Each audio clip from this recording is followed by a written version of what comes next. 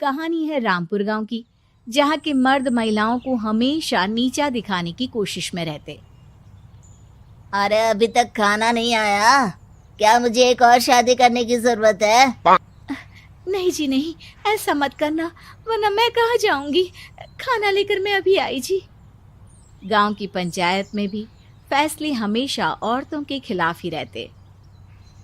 मैं जो फैसला सुनाता हूँ वो भगवान की आज्ञा होती है। इस लड़के ने अपने मन से शादी करके अच्छा नहीं किया।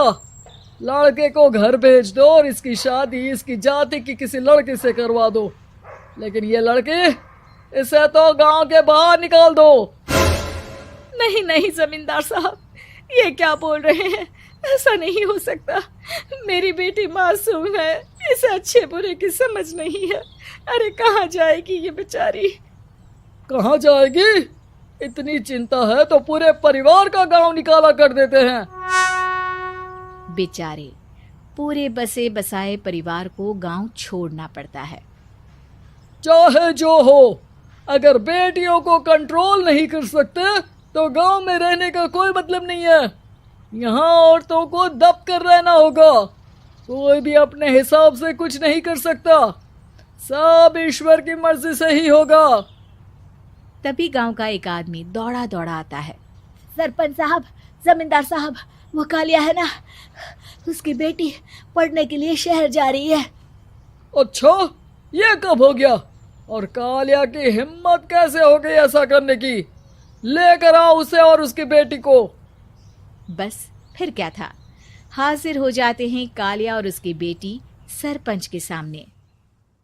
अरे कालिया, ये क्या सुनने में आ रहा है? बेटी को इंजीनियर बना रहा है तू? और ये बता, गांव में तो स्कूल नहीं है, फिर कहाँ से इतनी क्लास पास कर गई तेरी बेटी?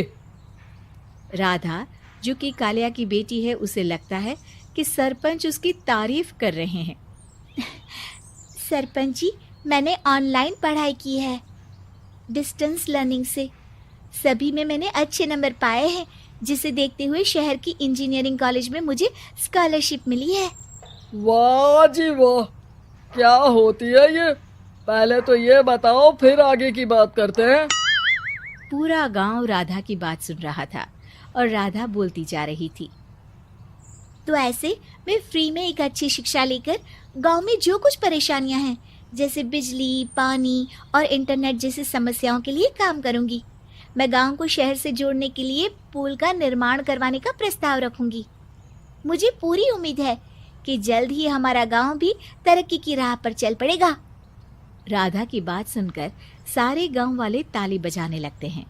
सरपंच को समझ नहीं आता कि वो क्या करे।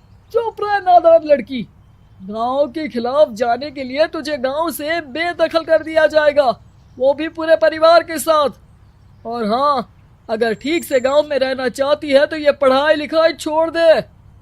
हम तेरे लिए गांव का कोई होनहार लड़का देखेंगे। तभी गांव का एक आदमी बोल पड़ता है।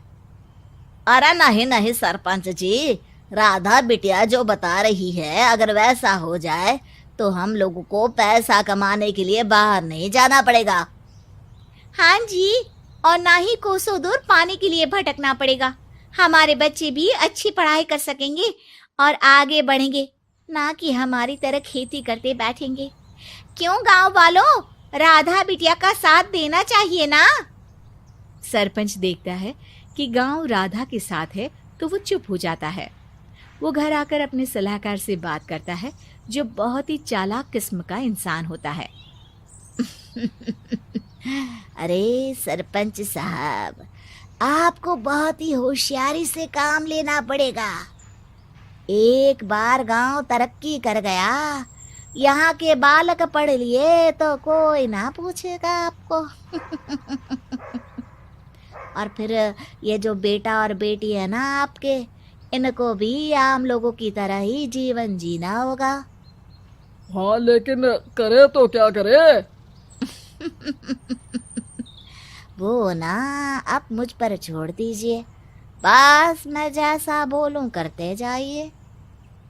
अगले रोज सुबह जब गांव वाले सोकर उठते हैं तो राधा के घर के बाहर और साथ ही वो लोग जिन्होंने राधा का सपोर्ट किया था, उनके घर के आगे लाल रंग से कल आऊंगी लिखा होता है। कल आऊंगी, यह क्या होता है? अरे यह तो खून से लिखा है, लगता है कोई भूत प्रेत या चुड़ैल का साया है। चलो सरपंच जी के पास चलते हैं। सभी सरपंच के पास जाकर उसे सारी बात बताते हैं।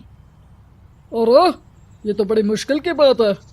चलो मैं एक बाबा को जानता हूँ, उन्हें बुला लेता हूँ।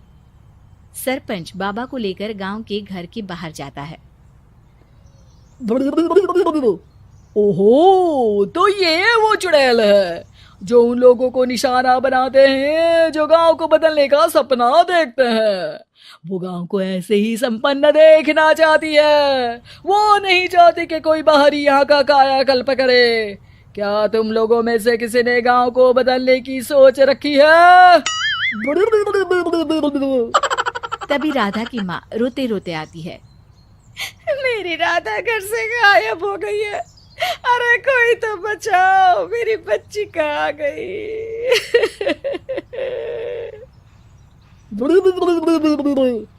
ले गई वो चुड़ैल, तेरी बच्ची को ले गई। अब वो उसे श्रापित करके छोड़ेगी, उस पर चुड़ैल का साया हो जाएगा। तभी बुरी सी हालत में राधा भी वहां आ जाती है। उसके बाल चुड़ैल की तरह फैले होते हैं और कपड़ों में खून लगा होता है। सभी राधा को देखकर डर जाते हैं। माँ, पता नहीं मुझे कौन उठा कर ले गया था। अरे दूर दूर हो जा चुड़ैल, अब हम लोग इस गांव में नहीं रुकेंगे। अरे कैसे बातें कर रहे हैं आप? कल तो आप मेरे भरोसे गांव का हुलिया बदलने, अपने बच्चों को पढ़ाने और तरक्की उन्नति की बात कर रहे थे, तो आज क्या हो गया आपको? ये फिर तुम लोगों को बहकाएगी। ये चुड़ैल गांव में आ चुकी है, ऐसे ही ये तुम्हारे घर के बच्चों को भी ले जाएगी। गांव वाले राधा को गांव से बाहर निकाल देते हैं। उसके माँ बाप रोते रहते हैं, लेकिन गांव वाले नहीं मानते। मैं भी अपनी बहन के साथ गांव के बाहर रहूंगा, लेकिन वो पढ़ाई नहीं छोड़ेगी। वहीं सरपंच के घर पर सलाहकार कहता है।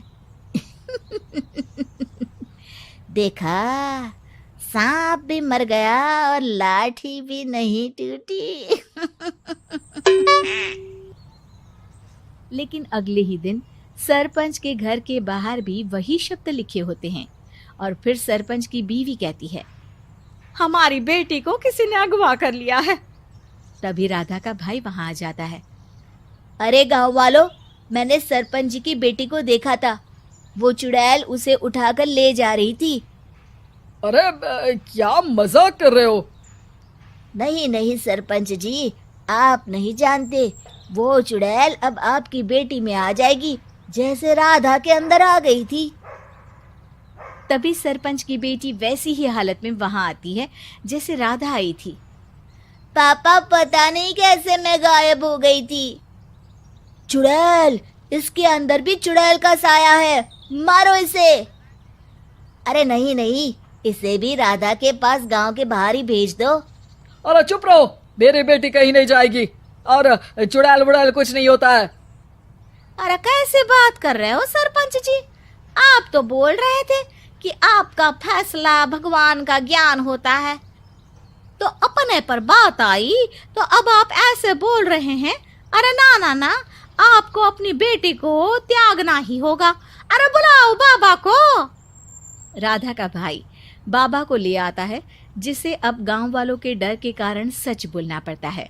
मैं कोई बाबा नहीं हूँ, मैं तो मोची था। ये सलाहकार महोदय ने मुझे कहा था एक्टिंग करने को।